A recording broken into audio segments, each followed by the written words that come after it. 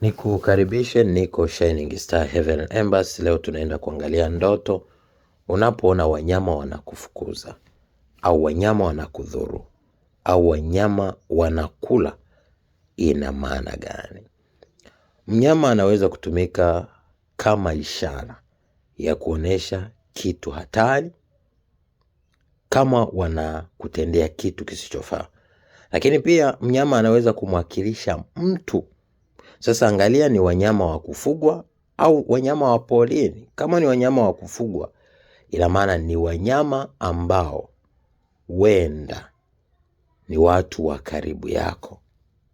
Lakini pia angalia ni wanyama ambao huwa wanakuja kwenye maisha au mazingira kirahisi au si rahisi. Kwa mfano nyoka ni wanyama ambao si wa kufugwa, lakini wanaweza kuwa kwenye mazingira ya kawaida ya mwanadamu, na hao pia wanawakilisha watu wa karibu yako. Lakini wanyama wa porini labda kama simba, hao ni wanyama ambao unakuta pia ni watu wa mbali wanakuja kwenye maisha yako kukudhuru, au ni watu wa tabia fulani wanakuja kwenye maisha yako kukudhuru.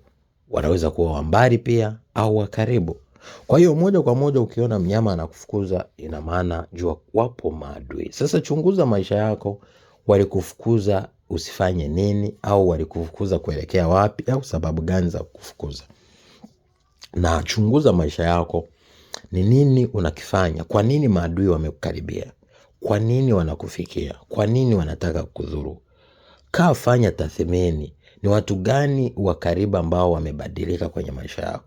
Pia kwenye ulimwengu wa roho unaweza kuona mnyama anageuka mwanadamu. Jua moja kwa moja yule mnyama, ina maana yule mwanadamu ana tabia kama ya mnyama yule, na pia yule mwanadamu ina maana anajificha, ila ameweza kufunuliwa na Roho Mtakatifu. Kwa hiyo ni mambo na ni mafundisho ambayo unaweza kuyajua, kwa sababu unapojua sauti ya Mungu kwenye maisha yako, inakuwa ni rahisi kuweza kuchukua hatua inayostahiki, inayompendeza Mungu, na ukawa mtu utakayeweza kushinda vita ya roho. Nawapenda. God bless you. Be a shining star in Jesus' holy name. Thank you.